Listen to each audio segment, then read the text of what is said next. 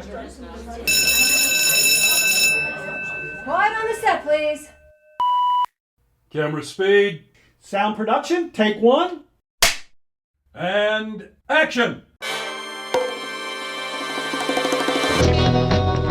Welcome to From Beneath the Hollywood Sign. If you love old movies, Hollywood history, or the golden age of filmmaking, you've come to the right place. This is the podcast that talks about amazing stories of Tinseltown from another era. Hear fascinating conversations with writer-producer Steve Cubine, who quite literally lives just beneath the Hollywood sign, and actress-writer Nan McNamara. Now your hosts, Steve and Nan. Welcome, everyone, to From Beneath the Hollywood Sign podcast. Steve, I feel like the last episode we did started with, it's that time of year.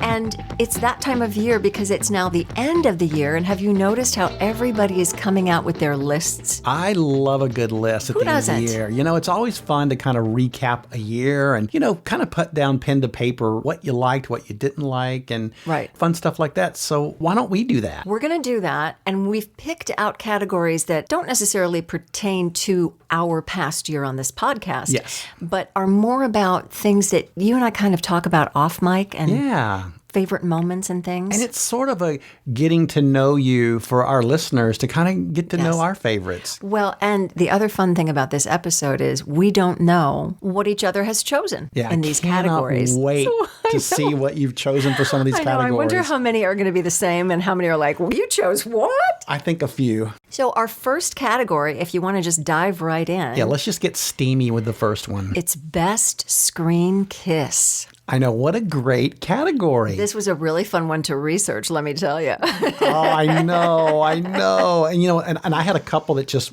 jumped into my head immediately. But there were others. It was fun to kind of research. Like, oh, yeah, I remember that kiss. I love that kiss. Yes. Well, what was in fifth place? The first one, in fifth place, and because it is so classic, it's not because it's not great, but it's the one that everybody would think of. It's Rhett and Scarlett in Gone with the Wind, 1939. Of course. How could you not include Rhett and Scarlett? I thought about it, but they did not make my list. They didn't make your list. They didn't. Okay, what's your five? In fifth place for me was, and I probably was influenced because I just saw this recently, it's Julie Andrews and Christopher Plummer in The Sound of Music.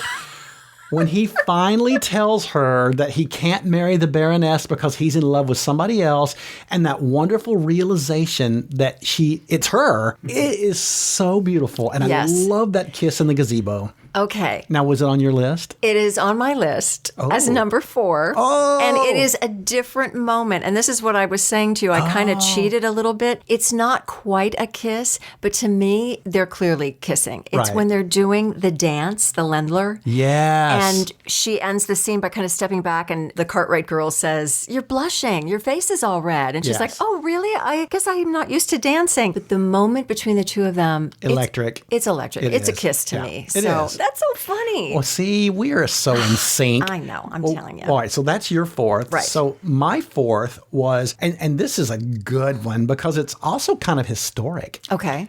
It's the kiss between Ingrid Bergman and Cary Grant in Notorious, which I have a feeling the way you're reacting that it might be on your list too. It might be. It is such a sexy kiss, but Alfred Hitchcock was able to beat the Hays Code with this kiss because in the days of the Hays Code, you couldn't kiss for longer than 3 seconds. Yes. Well, he wanted it to be a really passionate situation, so he told them, kiss, but don't kiss for more than 3 seconds, and then have conversation in the middle, then kiss again. And it just is drug out for minutes. And it's so wonderful to see how he was able to get around the restrictions of the Hays Code. Yeah, and also the way he was filming that. Yes. When you really look at how that is filmed. So beautifully filmed. It's beautifully done. Beautifully done. How does it fall on your list? Well, we'll get there. Okay, we'll get there. A little tease there. I like it. My number 3 is from The Godfather Part 2. 1974, Michael Corleone, played by the great Al Pacino, kisses his brother Fredo, played by John Cazale.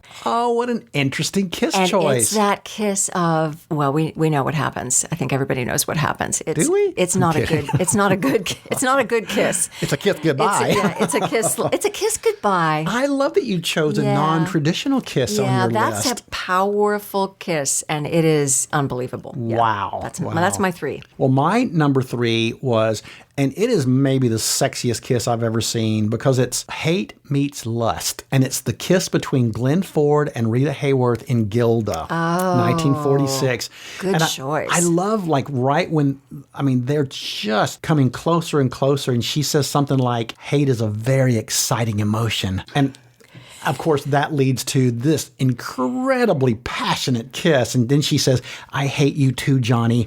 I hate you so much that I'm going to die from it. It is sexy stuff. That is a powerful moment. And it's all in shadows. And Yeah. it's so beautifully shot. Like, I love that choice. My God, that's a beautiful kiss. All right, my number 2. This one, I rewatched it just before you came to record, and it made me cry. Oh. It's from It's a Wonderful Life. Oh, 1946. Yes. And it's when he says, I don't want to get married. He's on the phone. They're on the phone with Sam Wainwright. Yes. And I have a feeling it might be on your list. We'll get to that. Okay. But it's just so powerful. And the way the two of them play it, and she's crying, and my he's God. yelling at her and saying, I don't want to get married. I don't want. And to me, the beauty of that moment is you can see him making the decision. Yes. If I kiss this girl who I really love, Yeah, that's it. I'm not going to travel the world. I'm not going to get out of Bedford Falls. I'm stuck here. Yeah. And I don't think stuck is maybe the right word, but he knew his life would change. Yeah, but forever. The draw was too strong. Yeah. Because it's Donna Reed and she's gorgeous. Yeah. Well, that was my number 2. So is it your number 1? It was my number 1. Oh. But I want to get to my number 2 first before we get to that. And my number 2 is, and it's also probably one of the most obvious kisses in film history. How could you not include Burt Lancaster and Deborah Carr rolling around on that beach? Yeah, that's a pretty famous one. From Here to Eternity. That is some sexy stuff. Yeah. I still envision that scene. It's just, iconic. It's just stuck in your head. Yeah. And of course, my number 1 was, and I think it's the best kiss ever captured on film, is Jimmy Stewart and Donna Reed. Yes. For all the subtext going on. Exactly. And it is so beautifully acted. Yeah. I also just love where the camera is on them Yeah. and how that's shot. All right. Well, my number 1 is from Notorious. Ah. It's Cary Grant and Ingrid Bergman. And it's 2.5 minutes Yeah. that I would just watch over and over again. Oh. It's just Iconic. I love that we had some crossovers And the here. two of them together, they're just so amazing. Great All right. chemistry. So our next category is Best Cast Against Type. And I love this category. great 'cause category. I love when an actor can reinvent themselves and take on a role that they, traditionally would never be cast in Right. and excel. So what's your number 5? My number 5, it's, and I think people have mentioned this before because it's definitely against type for her. My number 5 is Shirley Jones in Elmer Gantry, 1960, when she plays Lulu Baines, who's this prostitute. And she only became a prostitute because she was rejected by her father due to this affair she had with Elmer Gantry. Everyone knows Shirley Jones as the all-American, clean-cut, squeaky clean songstress. And then she gets to play a prostitute and she wins an Oscar. So how can you go wrong there? How can you go wrong? What's your 5th? I had trouble with where to number mine. So yes. I'm sort of looking at these. So let me just throw out this as my number 5. That would be Elizabeth Taylor in Who's Afraid of Virginia Woolf. Oh, not where I thought you were going to go. 1966, playing the boozy, verbally abusive Martha, of course, in the film adaptation by Edward Albee. Yep. She's opposite her husband at the time, Richard Burton. It's Mike Nichols in his directorial debut. And she is completely not what you expect. No, blousy and Yeah. I don't bray. Yeah. What is And that she says? she would go on from that point to play Yes. more roles like that. But I feel like that was Well, it's kind really of when against she type. probably said goodbye to the glamour girl Yeah. and really started to dig into some real great character pieces. Yes. So that's my 5. Well, my 4, we're going to move on up, is Henry Fonda, Once Upon a Time in the West, Yes. 1968, when he plays the gunslinger Frank. I watched that movie and I'm like, oh, dear God, Tom Joad is a cold-blooded killer. Yes. How can this be? In Total Black. Oh, Yeah. the opening scene. Yeah. I don't want to give too much away, but let's just say that Henry Fonda, Yeah, he's great. He's bad. He's really great. And nobody thinks of Henry Fonda as a bad guy. No. All right, next on my list, so this is number 4, is Robert Montgomery in Night Must Fall, 1937. Great choice. He plays Danny. He plays the murdering Yes. stable boy. And when I first started watching the film, I thought, oh, come on, Robert Montgomery. He totally wins you over with does. his charm and his psychotic. He's maniacal. Yeah, he's maniacal. He really He's maniacal. And just as a little honorable mention in that film, Rosalind Russell is also playing against type as Very against the niece Olivia. So, yeah. I love Good those. choice, and Thank kind of unexpected. I love that. Thank you. Well, my number 3 is, I got a thing for prostitutes, apparently, because I'm going with Donna Reed from Here to Eternity, 1953. She plays... It's another great one. Yeah, she plays Lorene, or Alma, which was her real name, who was... It's funny, because in the movie, they called her a dance hostess, but anybody who read the book knows that that's just code for... She was a hooker, folks. Yeah. And, Donna Reed is a hooker. Who would have ever thought of that? Right. But, well, she was wonderful, and like Shirley Jones, she won an Oscar. She won an Oscar. Well, number 3 on my list is somebody that might be on your list. This would be Andy Griffith in A Face in the Crowd, 1955. I thought about him, Okay. and I didn't put him on there, but he was definitely on my short list. Yeah, he could also be in the villain category that we have coming up as well. So villainous. He, of course, is playing lonesome Larry Rhodes, who transitions from the guitar-picking hayseed to this politically ambitious, really a liar. Imagine liars in politics. Yeah, it's wow.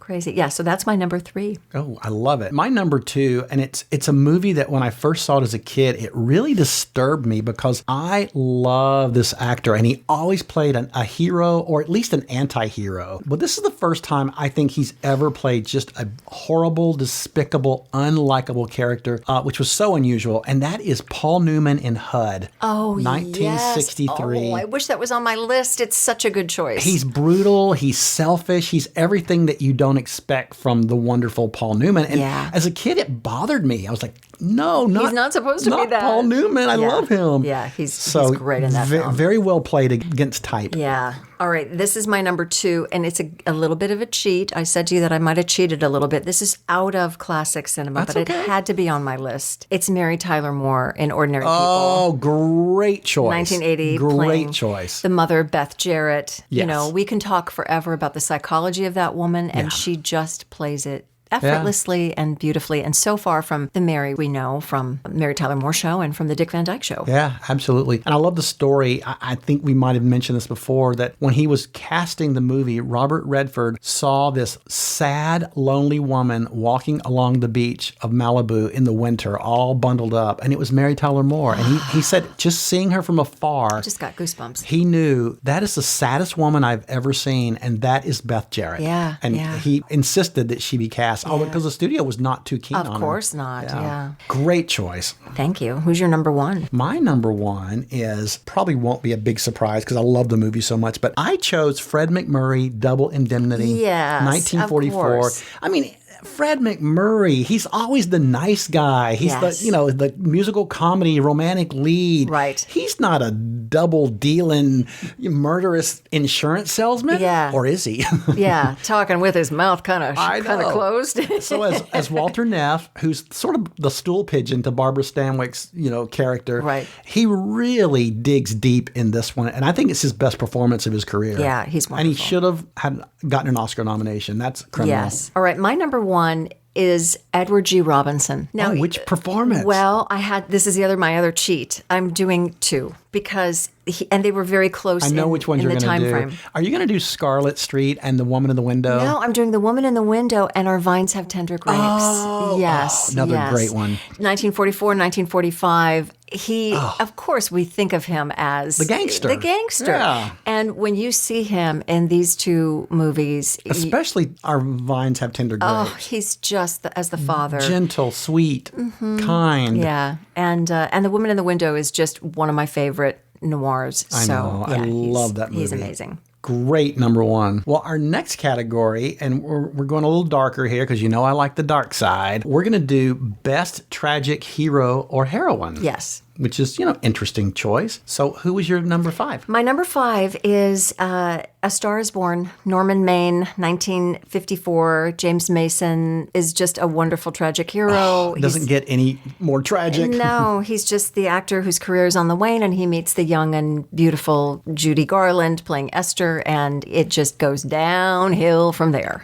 Well, it goes up and then it goes down. I love that you chose James Mason and you didn't do Frederick March. Yes. From the original. Yeah. Interesting. Well, we're going to do an episode on all those, right? We're gonna, I really do. I think that'd be a great thing to dig into. Well, my number 5 is, again, a movie that I love, and he's so tragic. He's more of an anti-hero, but it's Tyrone Power, Nightmare Alley, 1947. Yeah. That's a great one. Yeah, things do not end well for his character. No, they do not. They do not. As much as he tries to, get himself away from the carny trash world, he just gets pulled back into it. It's one of my favorites of his. Yeah, me too. Number 4 for me is Barbara Stanwyck in Stella Dallas, 1937. Okay, I think it might be on your list. We're the same person. Yes. I mean, she's this working class mom who's willing to basically do anything for her daughter's well-being, and that can't get much more tragic, right? That was actually my number 2. Okay. Yeah. All right. I'm with you on Barbara Stanwyck. All right. Who's next?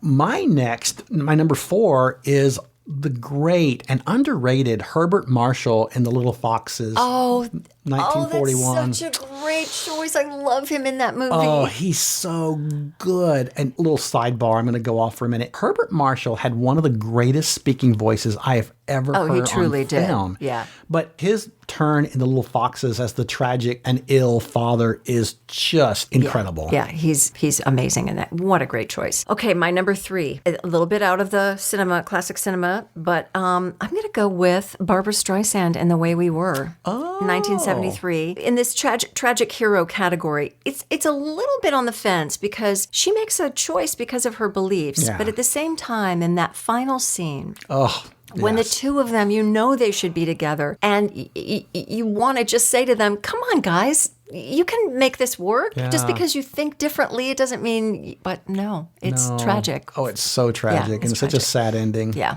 Wow. Well, my number 3 is, and this is so tragic, it's Bette Davis in Dark Victory. Oh. My gosh. Yeah. That movie, it just kills me, and she's so lovely, and it's such a wonderful performance by Bette Davis. Yeah, but she's wonderful it's in that. Right up there.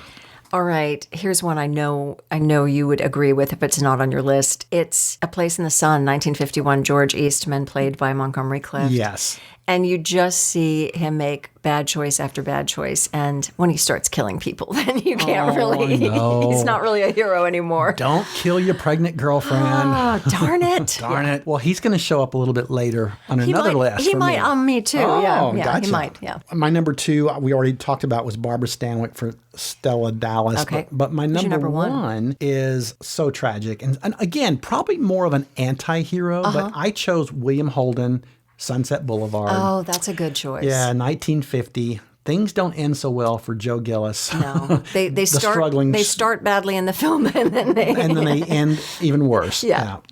Well, my number 1 is Charles Foster Kane in Citizen Kane, 1941. I mean, everybody knows the film, and it's like Greek tragedy. That story. Yeah. Yep. Great choice. All right. Well, speaking of tragic heroes, let's move on to the next category, Best Doomed Romance. We love a good doomed romance. Oh, boy. And I have a feeling I know what's coming. Do you want to give your 5? Yeah. Mine, in 5th place, I chose Farley Granger and Kathy O'Donnell, They Live by Night. Oh, that's a great 1948. Oh. And yes, Farley may be an escaped convict, but he's really a good guy. He is a good guy. And those other guys put him up to everything. I know. It wasn't his fault. And then he meets the lovely Kathy O'Donnell, and you want those kids to be happy. And yes, you do. Let's just say it does not end well. It does not end well. Yeah. No. All right, my number 5 is The Heiress, 1949. Oh, yes. Catherine Sloper and Morris Townsend, Olivia de Havilland, and Montgomery Clift. And every time I see that film, I want it to end differently. I want them to end up together. And, it's not going to work. Yeah. To me, that is an almost perfect film in my estimation. Yeah, it's a great film. My number 4, we're going to have a little something in common. It's Montgomery Clift and Elizabeth Taylor in A Place in the Sun. Yes. It's on my list. It's that whole struggle of class and society that really dooms them. And, I don't want to give too much away, but, they're so white hot for each other, but yet there's so many mitigating factors that just don't allow them to be together. Right. And the fact that he killed that pregnant girlfriend. Yes. That's number 3. Oh, okay. Yeah. My number 4 is Now Voyager. Oh, great 1942, great. Charlotte Vale, played by Betty Davis, and Jerry, played by Paul Henreid. And you want them to get together, but he's married. I know. Yeah, that's not going to work. Inconvenient. Yeah. My number 3 is Warren Beatty and Natalie Wood, Splendor in the Grass. Oh, of course. Oh, talk about the pain and agony of young love. Oh, Yes. just That's a great choice. Beautifully depicted by them.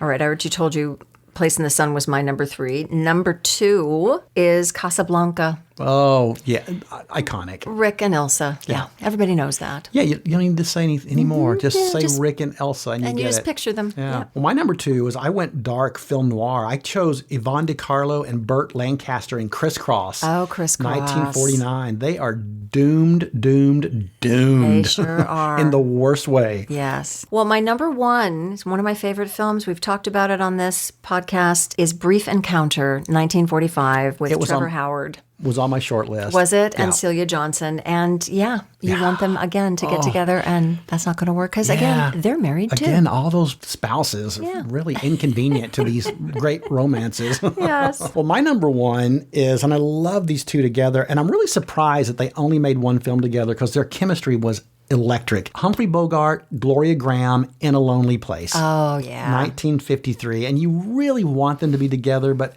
once she begins to doubt his innocence, it just disintegrates. Yeah. Ugh. It can't work. No, yeah. can't work. But I have a major problem with that movie that I've mentioned before. Yes. But we won't go there because it's time for this week's Hollywood Pop Quiz. And the pop quiz question today is, according to the American Film Institute, who are the top male and female stars of all time?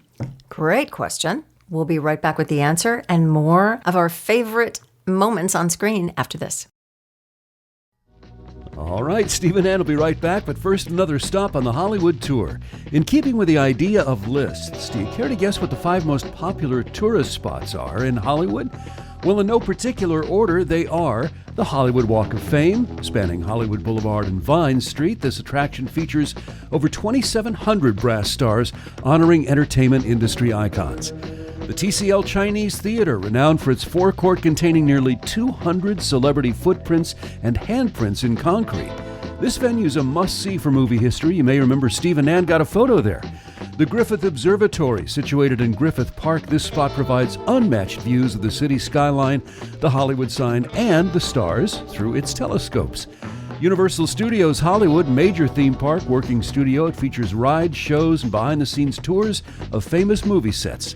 And finally, closest to Steve and Nan's hearts, the Hollywood sign, the quintessential symbol of the industry, accessible via hikes through Griffith Park or viewable from various spots around the city. Remember, listen to episode number 114 where Steve and Nan did their show from underneath the sign. And now, back to Steve and Nan from Beneath the Hollywood Sign. Welcome back, everybody. We're having a fun episode where we're talking about some of our favorites as we end this year with some fun lists. But first, before we get further into it, we want to give a shout out to our listener of the week. And this week, we're going to honor Christopher Jones, who's a big Barbara Stanwyck fan. Oh, I love you, Christopher Jones. I'm right there with you. I was going to say, anybody who's a Barbara Stanwyck fan is a friend of mine. So, Christopher, thank you for the support and the kind words. We really appreciate it. Thank you, Christopher. Our next category is favorite movie villain or villainess. I can't wait to hear what's on your list. So many choices. I had a hard time narrowing this one you? down I because bet there's you did. so many great villains in movies. All right, who's number 5? Well, my number 5, he's so awful. I chose Jack Palance in Shane. Oh, 1953. that's a great choice. Yeah, he plays Jack Wilson, the hired gunman who's there to kind of scare all the farmers off the land. And he's just diabolical. He's so evil. He truly is. Yeah. He truly is. All right, my number 5, who it might be on your list higher, is James Cagney as Cody Jarrett in White Heat, 1949. Great choice, but I didn't choose him Okay. only because, in a weird way, I think he's a little bit of a hero. Okay. A little bit. He's a villainous hero. Yeah, he is. He is. Yeah. Yeah. But, Okay, but I'll go with that. Really good choice. All right, who's Yeah. number 4? My number 4, and I'm going to give the ladies a little shout out for being evil. Again, it was against type. Jean Tierney, Leave Her to Heaven, 1945. She plays one of the most evil women ever. Oh, yes. committed to film. Yes. She plays Ellen, who I think the tagline is, the problem with Ellen is she loves too much. Well, you do not want to be the recipient of that love. The problem with Ellen is she's a murdering you-know-what. She's a psychopath. She's a psychopath. Okay, she's number one on my list. Oh, great. She's number one. Well, how can you not? She was just pure evil. She was awful. Yeah, when she lets little Daryl Hickman drown in that lake. Oh, no, it's just, yeah. Awful. Yeah. All right, my number 4 is Cary Grant in Suspicion, 1941. I love him. Hitchcock loved to cast him as the bad guy, but typically he was not. And he is just phenomenal. Yeah, he could have been almost cast against type, too. Yes, he could have been. Good one. Well, my number 3, and it's an actress that we both love, and we give her a lot of shout outs and flowers on this podcast. It's Gail Sondergaard, the Spider-Woman, 1943. Yeah, She we plays love the her. evil Andrea Spedding, who's maybe murdering a lot of lonely old men with big life insurance policies. Oh, but they're lonely, so. You know? Yeah. So, yeah, she's so good. Next on my list is Robert Mitchum in The Night of the Hunter as the Stop phony it. preacher Harry Powell. Is he on your list? Stop it. We are the same person. He's my number 2. Okay. All right. yes. He's just, it's maybe my favorite of his performances. Anybody who shows up with love and hate tattooed on your knuckles, run. Yeah. Run. Yeah. Yeah. And what I loved about him was just how calm he was Yeah. about it, which was even scarier. Yeah. He doesn't do a lot. He doesn't yell. He's not menacing. Yeah. He's just calm and Yeah. easy. And that's even spookier. It is spookier. All right. My number 2, we've talked about this movie before. It's Angela Lansbury in The Manchurian Candidate.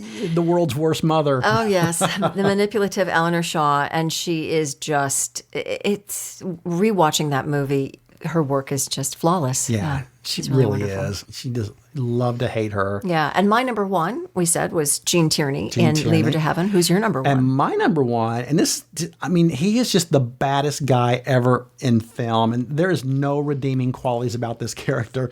I chose Richard Widmark, Kiss of Death, 1947. Okay. As Tommy Udo. I mean, he pushes a crippled lady down a flight of stairs, folks. Yeah. You don't get much more villainous than that. You just don't get any worse than that. And he's just so evil, but he has so much fun. Now we're going to get into some categories that are even more subjective than what we've already been talking about. Yeah, this is all subjective, folks. So I don't want to hear your emails about why didn't you put her on the list. This is all subjective. These are my opinion, Nan's opinion, but we'd love to hear your opinion. We would love to hear your opinion, yeah. All right, most handsome actor. This was tough. Yeah, because there's a lot of good-looking guys out there. There's a lot of good-looking ones. Who is your 5th? My 5th is Sidney Poitier. Oh, great choice. Yeah. So handsome. Very handsome. So handsome. Well, my 5th was Guy Madison. Oh, Yeah, okay. he was just, had the perfect face. He did. All right, my number 4 is a cheat. Again, I cheated. Oh. I'm considering this one actor because I had to have them on the list. It's the actors Paul Newman / Robert Redford.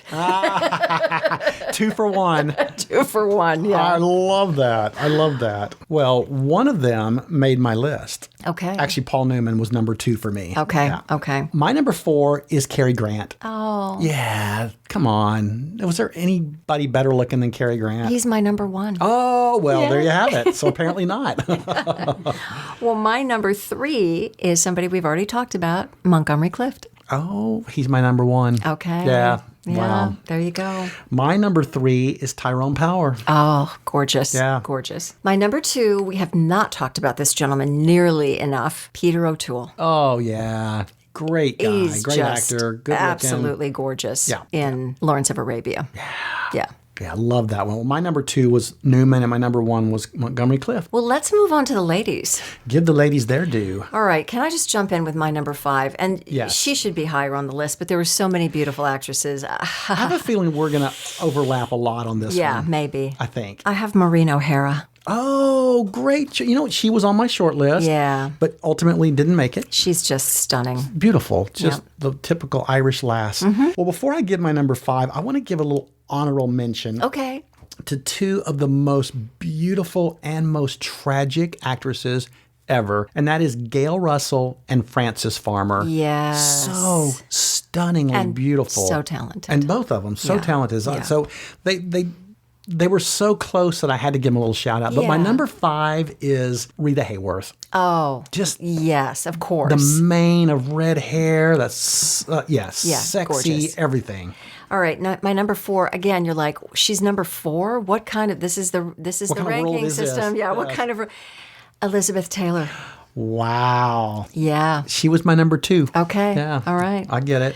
Who's your 4? My number 4, and she's not a glamour puss, but she's just so naturally beautiful. I could not help but put her on the list. It's Ingrid Bergman. Oh, So beautiful. Yes, absolutely. My number 3, Sophia Loren, Oh, so beautiful. and still. And still, yeah. And still, My number 3 was Ava Gardner. Oh. Our patron saint She of the is. podcast. She hangs on our wall here in the studio. She does, and we get to look at her beautiful face every day. Yes. All right. Number 2 is Audrey Hepburn, Oh, yes. My 2 was Elizabeth Taylor. and just her style and her everything about her. Yeah. Which brings me to my number 1. Wonder if we have the same number 1. I wonder because I can't believe you haven't mentioned her yet. Well, to me, it's the most beautiful woman that maybe ever drew a breath. Grace Kelly. No. That's my number 1. Oh, she was on my short list. Okay. But Hedy Lamarr. Oh yeah, Hedy she was on my short Lamarr. list. She was on my short My list. God, flawless. Yeah. Just flawless. Yes, you're right. Love You're that. Right. All right. Our next category is we started with underrated directors and then we kind of moved into best directors. So if you have any underrated, Yeah. or favorite directors, they can kind of all be in this Yeah, category. and I kind of did my favorite, so. Okay. Yeah. All right. I don't think they're underrated, not all of them. Okay. My number 5 is Anthony Mann. Oh. I just love him. The great Flammarion, Raw Deal, T-Man. He did great film noirs. He did westerns like Winchester 73, The Man from Laramie. Just a great, great director who I would say, is definitely underrated. Yes, he is underrated. I'm going to give you my number 5, which is he's underrated because he only directed one film, which we've already talked Charles about. Lawton. Charles I Lawton. knew it. I Yeah. knew it. Great. He's my number 5, Night of the Hunter. And what a film. And too bad he didn't direct more because I know. he was. Well, I wonder if that movie had done better at the box office and Probably. critically, would he have gone on? Yeah. All right, who's number 4? My number 4 is Robert Siodmak. And, He's such a great director. He's German, and he was so good at those thrillers and film noirs. He did Phantom Lady and The Strange Affair of Uncle Harry, The Spiral Staircase. He did that, Yes, and yes. Crisscross, which we just mentioned with Burt Lancaster and Yvonne DiCarlo, and also the really underrated Barbara Stanwyck movie he did, The File on Thelma Jordan. Oh, yeah. Great, love him. Good. Who's yours? My number 4 is Henry Koster. Great choice. He's, look at these films. We've talked about them. They're my faves. Yeah. The Bishop's Wife, Come to the Stable, Harvey, My Man Godfrey, Take Her, She's Mine, The Singing Nun. Those are just a few. Yeah. Yeah. But it's so perfect for you because we always joke that you're the light and I'm the dark. His movies had a real uplifting lightness to them. That They was really wonderful. Did. Yeah. Yeah. All right, number 3. Are we at 3? Yeah, number 3, which is so ironic because I'm going to go dark. My number 3 is Fritz Lang. Oh, yes. was He's there wonderful. was anybody better at film noir than Fritz Lang?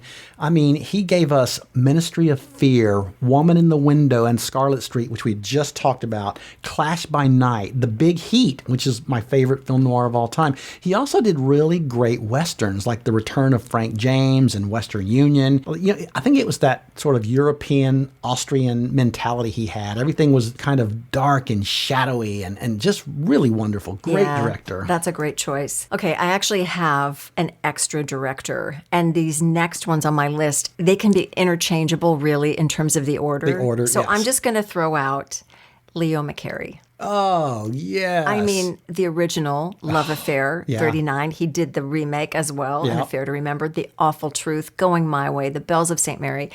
Really a phenomenal career. Yeah, great director. In fact, he was on my short list and almost made it. Well, my number 2, kind of similar to, I think, Leo McCarey, is Frank Capra. Oh, yeah. He had those great pre-code movies like Platinum Blonde and Lady for a Day, but then the classics, Mr. Smith Goes to Washington, Yes. Mr. Deeds Goes to Town, You Can't Take It With You, Arsenic and Old Lace, but ultimately, It's a Wonderful Life. I mean, one of the greatest movies of all time. Yes, So, yes. yeah, nobody was better. To me, it's showing Americana and American values and all that good stuff. Well, my next fellow is Michael Curtiz. On my short list. Yep. Casablanca, Mildred Pierce, Adventures of Robin Hood, White Christmas. I mean, look at Yes. the range there. He can do noir, he can do romance, melodrama. He His can do it all. versatility was amazing. Yeah, he's terrific. Well, first of all, I find it interesting that on directors, we have yet to cross over once. No, So- it is kind of interesting. I know. I love that. Well, my number one, and maybe, I don't know, maybe it'll be on your list, is William Wyler. Oh, he was on my list. He was on my list. Love William Wyler. You know, he actually holds a record. He has been nominated for 12 Best Director Oscars, which is more than any other director ever. That's amazing. And he won 3. But, you know, he did Dodsworth and Come and Get It and Jezebel with Bette Davis and Wuthering Heights, The Letter, Mrs. Miniver, Best Years of Our Lives, Little Foxes, The Heiress, The Big Country, Ben-Hur, The Children's Hour, Funny Girl. It goes on and on and on. Yes, And yes. again, very versatile. Very versatile. And what has not been on either of our lists is Billy Wilder. Sure, he was on my short list. He was on your short Absolutely, list? Yeah. yeah. So I'm going to just throw out 2 because I had 6 and I just couldn't cut it down. I'm going to throw out Hitchcock and George Stevens. They both were on my short list. Yeah. And you really can't get much different than those 2 gentlemen, right? I mean, George Stevens, A Place in the Sun, Giant, Shane, I Remember Mama, Penny Serenade, Alice Adams, Talk of the Town. Ooh, I mean, So many he's great just movies. phenomenal. And we know the Hitchcock canon and I know. the breadth of his career and how long he made movies and just his work, especially in the first 3 decades of his career, is just phenomenal. Yeah, he was so unique. Yeah. Yeah. Great choices. It's getting down to the wire here. Favorite actress? Oh, this was not hard for me. Okay. Like the first 4 came like that. I knew who they were going to be, and I struggled over my 5th place person. Okay. But ultimately, I decided in 5th place because I thought about who's an actress that if I see her name in the cast, no matter how good or bad the movie is, I'm going to watch Yes. it. And it's Joanne Woodward. Oh. Just- that's a lovely choice. Anything she's in, I am down Yeah, for it. I just love her. love her gentleness, and she plays vulnerable so well, and she plays such damaged characters so beautifully. She's such a great Tennessee Williams actress. Yes. Yeah, love her. Well, can I just throw out an honorable mention to Yeah. 2 ladies that I love? Thelma Ritter and Agnes Moorehead. Oh, great Just honorable mentions. because they just had to be on the list somewhere. Number 5, and you know it's quite a list when this woman is at the number 5 spot, Joan Crawford. Oh, yes, Joan Crawford. You know, I had a real deep appreciation for her as an actress. Yeah, and as the drive that she had And to she was a reinvent. great movie star. Yeah, she you know, was- not every great actress was a great movie star. She was both. Well, my number 4, and you'll be surprised that she's so low, but they're all so good. It's just the way it happened. It's Irene Dunn. Oh, The great Irene Dunn. I mean, she could sing, she could dance, she could do drama, she could do comedy. I could watch The Awful Truth on a loop yep. and be happy. Yep, me Yeah. too. And this one as well. Ingrid Bergman is my number 4. She's my number 2. All right. Yes. Yeah. Just. Yeah, what can you say about Ingrid Bergman? Yeah. Well, my number 3 is, well, I love her so much, I named my dog after her. It's Myrna Loy. Oh, that's a great choice. The great, wonderful, sophisticated, beautiful Myrna Loy. Yes. All right. Well, my number 3 is Bette Davis. Yes. Yeah. How could you not? She has to be on the list She was somewhere. short list for me. Yeah, she's amazing. Yeah, All right. My number 2, of course, already mentioned, was Ingrid Bergman. Okay. Is there any real surprise what my number 1 is? Nan? Don't you know me? Yes, I do. Who is my favorite female performer of all times? Oh, man. I am hurt. Who are you going to say? Barbara Stanwyck. I was going to say that. I was going to say it was Barbara Stanwyck. But then when you said, come on, Nan, and I'm like, it's Barbara Stanwyck, right? It's and then Barbara I started Stanwyck. rethinking. No. All right, well, I have Katharine Hepburn as my number 2. Oh. Yeah, which we have not talked about Katharine Hepburn on this podcast. We really very haven't much a lot. at all. Such a good actress. But going by that, when somebody is in the cast, who, you know, what movie will you watch? And she is one of them. And of course, you know what my number 1 is. Barbara Stanwyck? Yes, I yes. knew. That's why I was so surprised. Yeah, yeah. All was right. like- Well, now we know. Yeah, Now, now we it's on know. the record. I know. All right. 2 more quick categories. First of all, favorite actors. And this was fun, too. My number 5, Edward G. Robinson. That's my 5. Oh, Jinx, you owe me a Coke. Yes. I mean, he's just the best. He's the best. He's so perfect. Yeah. I All love right. him. So, number 4. Again, the list. This guy's number 4, Henry Fonda. Oh, on my short list. Yep, Didn't yep. quite make it, but my number 4, Dan Duryea. Oh, we love him. much. He's one of those. If I see his name, I'm watching the movie. Yeah. Because even if the movie's crappy, he will elevate it. Yes, yes. My number 3 was a tie. It's Jimmy Stewart and Gregory Peck. Oh, yes. Yes. Great. I mean, they both have to be on that list. Oh, they have to be. Yeah. And they both were on my short list. Okay. Yeah. My number 2 was Humphrey Bogart. Oh, Of course. He's on my short list. You know I love Humphrey yeah, Bogart. I love him. I love him. Number 2 on mine is Spencer Tracy. Oh, yes. The Spence. The Spence. Short list for me. Okay. My number 1, not surprising, Robert Mitchum. Oh, You know I love me some Robert yes. Mitchum. I love Robert Mitchum I love him. too. I like it dark. Well, our last category is the best movie that we've seen in 2025. And that can be for this podcast, it can be a repeat of something we've seen, but what movie did you enjoy the most in 2025? Either contemporary or classic. Yeah, that was a great idea to do this because I got to really go back to, because you and I both keep a list of all the movies we watched throughout Yes, the year. yeah.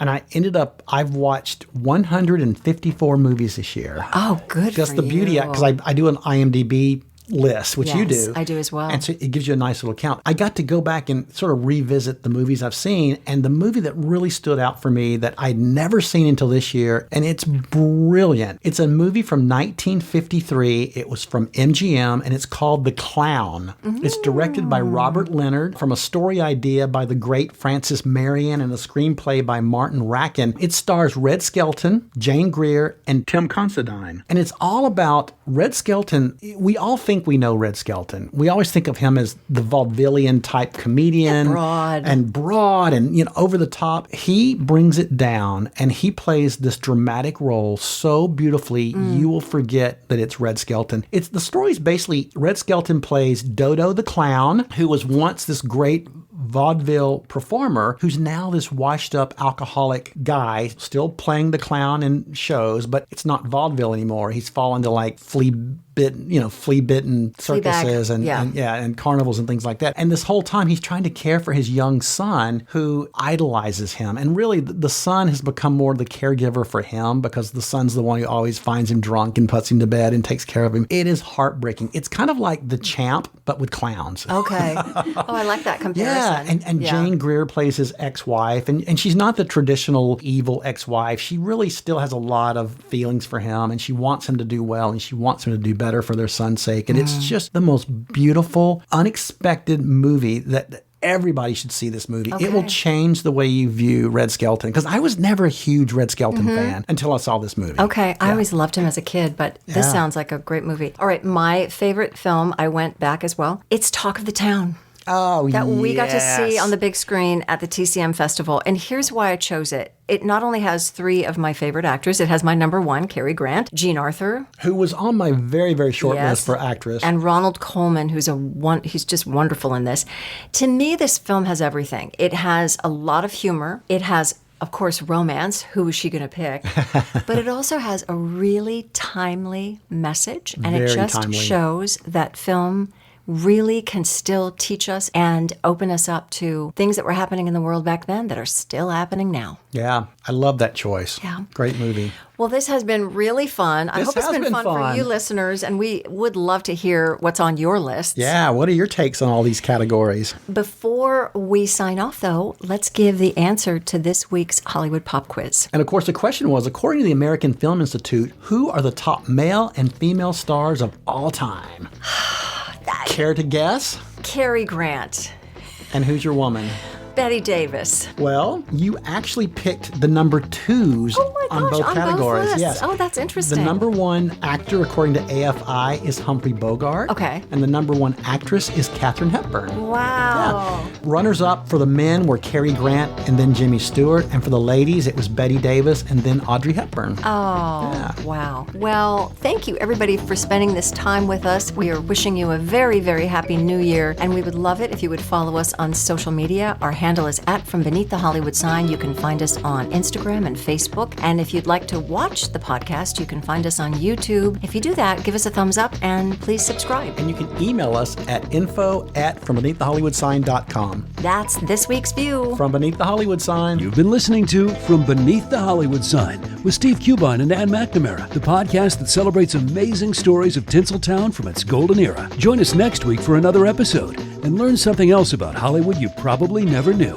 Take a moment and give us a 5-star rating and a positive review, and tell your friends about us too. It'll help grow the podcast. Visit Steve's website at FromBeneathTheHollywoodSign.com. The executive producers are Steve Cubine and Nan McNamara. Executive producer and post-production supervisor Lindsay Schnebley. Associate producer and researcher John Price Ritchie. This podcast is part of the Airwave Media Podcast Network. Visit airwavemedia.com to listen and subscribe to their other fine shows like The Box of Oddities and The Shallow End with Schnebley and Toth. Copyright 2025. All rights reserved.